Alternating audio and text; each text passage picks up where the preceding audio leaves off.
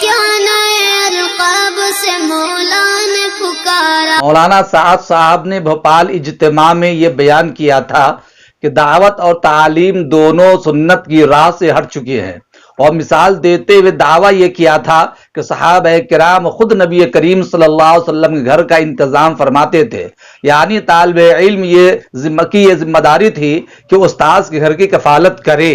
خود آپ مفتی ابوالقاسم صاحب کی زبانی سنیے، سعد صاحب نے کیا کہا اور مفتی ابوالقاسم صاحب نے اس پر گرفت کرتے ہوئے کیا جواب دیا ہے، خود ان کی زبانی آپ سنیے۔ جی فبعث إلى نسائه فقلنا ما معنا إلا الماء نو گھر تھے، نو گھر کے اندر سوائے پانی کے کچھ نہیں تھا۔ جی فقال رسول الله صلى الله عليه وسلم من يضم أو يضيف هذا۔ ایک بات درمیان میں عرض کر دوں، مولانا سعد صاحب نے بھوپال میں تقریر کی ہے کہ دعوت اور تعلیم دونوں سنت کے راستے سے ہٹ گئے ہیں، اور مثال اور دعویٰ کیا کیا ہے کہ صحابہ کرام رضی اللہ تعالیٰ عنہ خود رسول اللہ صلی اللہ علیہ وسلم کے گھر کا انتظام کرتے تھے، یعنی طالب علم کی یہ ذمہ داری ہے کہ وہ استاذ کی کفالت کرے۔ کہتے ہیں کہ صحابہ جنگل جاتے تھے، لکڑیاں کاٹ کے لاتے تھے، اس کو جلانے کے قابل بنا کر فروخت کرتے تھے، اور رسول اللہ صلی اللہ علیہ وسلم کے 9 گھروں کے اندر تازہ بکری کا گوشت روزانہ پہنچاتے تھے۔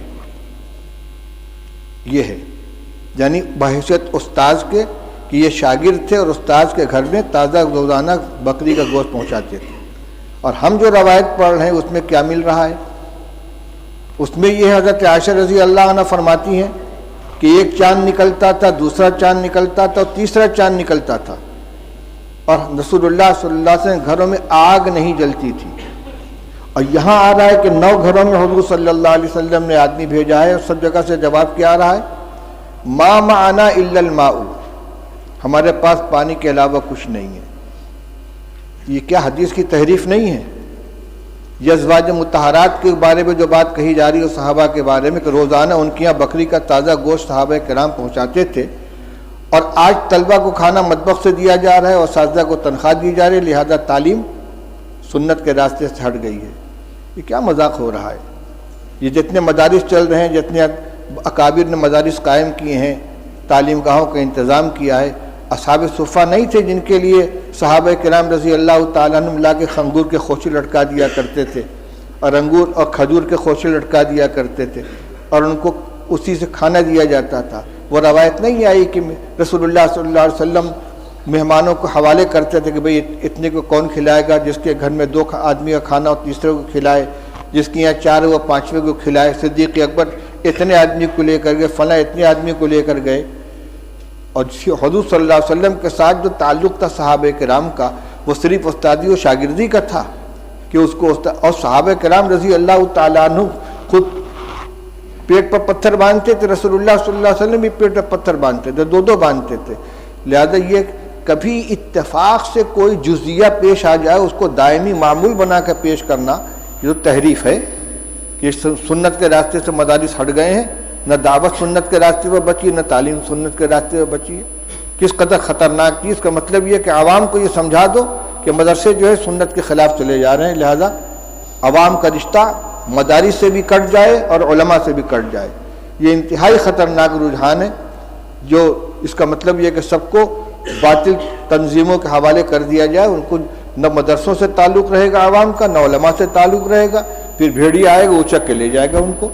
اس پر مجھے یہ یاد آیا کہ صحابہ حضور صلی اللہ علیہ وسلم نے ایک مہمان کے لیے گھروں کے اندر کہلوایا ہے، تو سب جگہ سے یہی شکایت آ رہی ہے۔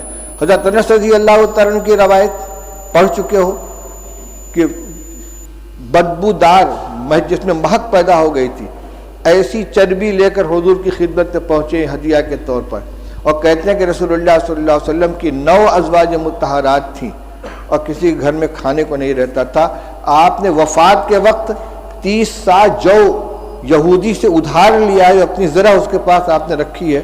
کس زمانے میں یہ گوشت دیا جاتا تھا بھائی کہ وفات کے وقت حضرت عائشہ رضی اللہ حضرت رسول کریم صلی اللہ علیہ وسلم مقروض تھے یہودی کے، اور غلہ تھا۔ حضرت عائشہ رضی اللہ عنہ کی روایت پڑھ چکے ہو کہ آدھا وسق جو تھا میرے پاس رف پہ رکھا ہوا تھا، اس میں سے میں کھایا کرتی تھی، ایک دفعہ تول دیا تو سب ختم ہو گیا۔